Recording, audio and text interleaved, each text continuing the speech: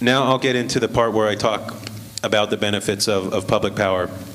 And I'm going to go through these points in a little more detail, and then I can certainly expand upon them when we have the Q&A.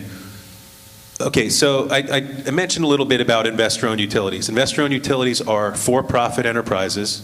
You know, think AEP or Duke, Dominion, Progress. You know, there are 183 or whatever investor-owned utilities out there.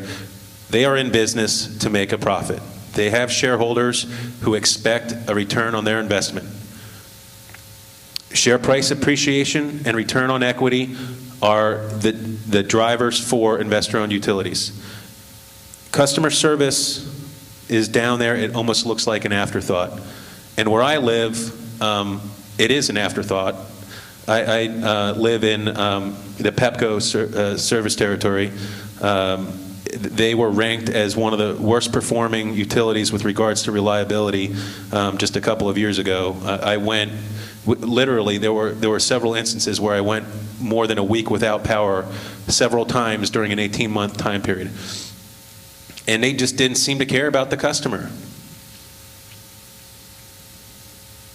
Now, for public power, the paradigm is much different. The value proposition comes down to price, reliability, service convenience, local ownership, and local control. The owners of public power are the citizens that live in public power community. So the value proposition is much different for public power than it is for investor-owned utilities. So when I talk about local control, I mean that the decisions are really made at the local level. That includes setting rates. Most municipal electric systems in this country do not are not required to go to the PUC, the Public Utility Commission, at a state level to make a rate case. The rates are set locally. The citizens, in many cases, either elect or appoint a governing board for the utility, or in some instances, the governing board is a city council or city board that is elected, or other officials that are appointed or elected, but they are citizens of the community. And citizens can ask questions of the utility management and the individuals that are in charge of the utility. They're approachable. That is not the case if you were to try to arrange for a meeting with, say, for instance, the CEO of Duke Energy. Chances are that would be a difficult proposition. Maybe not impossible, but probably pretty difficult. Public power is very accessible by nature, and that's the way it was designed. And ultimately, there's accountability. There's accountability. You may not like what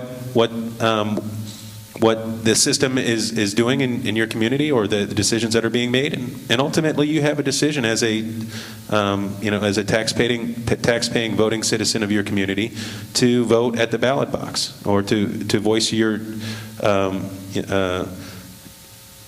perspective at the ballot box. And as I mentioned, there's the point of setting rates and having input in that process as well.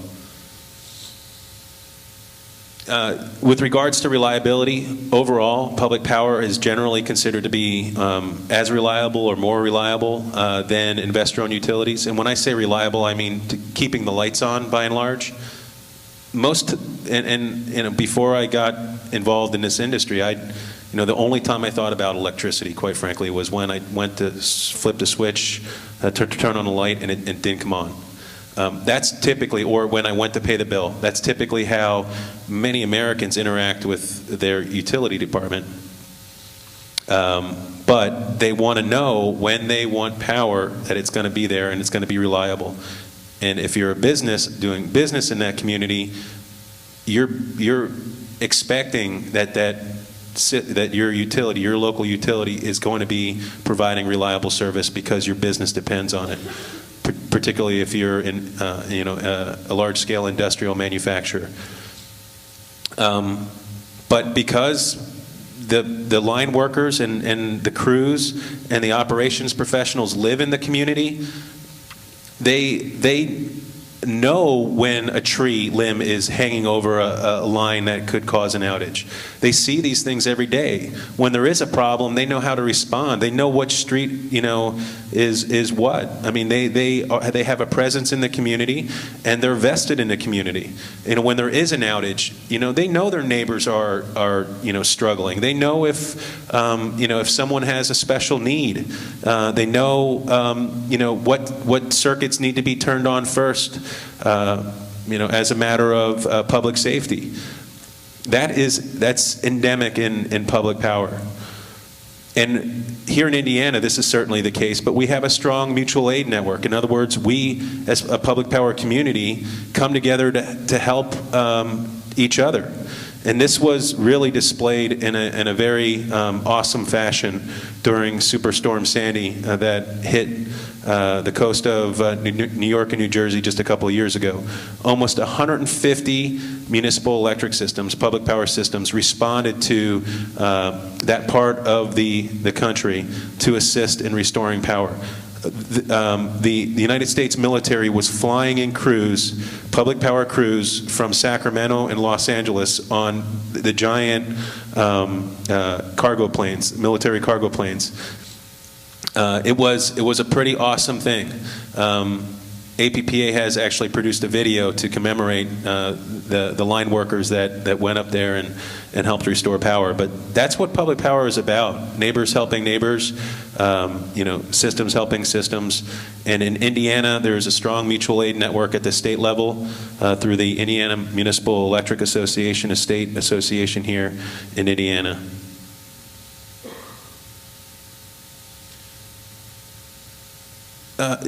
One thing that I noticed, I visited quite a few utilities in the Midwest and all across the country, quite frankly. And one thing about public power is that there seems to be a lot of traffic at the utility customer service center. Where you can actually go in and pay your bills. People like to talk to the people at the utility, and they like to pay their bills in person. There's a connection to the customer that just does not exist in investor-owned utility world in public power. J.D. Powers does an annual survey on customer service in the electric utility world, and only 4 electric utilities in the United States scored above 700, and 3 of those 4 were public power systems. Chances are, if you have an issue with your service, electric service or whatnot, you're going to bump into someone on the street. You're gonna have an opportunity, to tell somebody about it. You go to church, or you go to the same grocery store as the folks that work at your electric utility. These are the people that live in your community, and they're vested in the community. That's a special thing about public power. And public power at large, public power is, like I said, it's a not-for-profit enterprise, and public power utilities don't pay income tax, federal or state taxes, but they do, in many cases, either provide in-kind services to the communities they serve, or distribute payments to the general fund. In some cases, those payments are called payments in lieu of taxes or pilot payments, or they apply the excess revenues to the reserves in case there's a rainy day, for instance, if there's a disaster, or if there's a need for a major upgrade, those reserves are available to the utility and to the community. And I mentioned access to tax-exempt financing. I won't go into that again, but that's only available to public power or municipal governments. It's not available to investor-owned utilities. Investor-owned utilities have to go out to the private bond market to get financing. Public power utilities have access to low-cost financing or municipal bonds, and that actually saves you money. And another thing that's important about public power, and this actually motivates a lot of cities and towns across the country to consider starting their own public power system, and that's called municipalization. Dozens of cities and towns, large and small, across the United States every year contact APPA, and they ask, how can we take over our electric distribution system from our investor-owned utility? You know, our rates are too high, or service is not reliable, or in one of the most prominent cases, Boulder, Colorado, in the foothills of the Rocky Mountains, is a very environmentally conscious place. Some of you may have visited there, but it's a very pristine, very beautiful place. And they're served currently by Xcel Energy, a large investor-owned utility.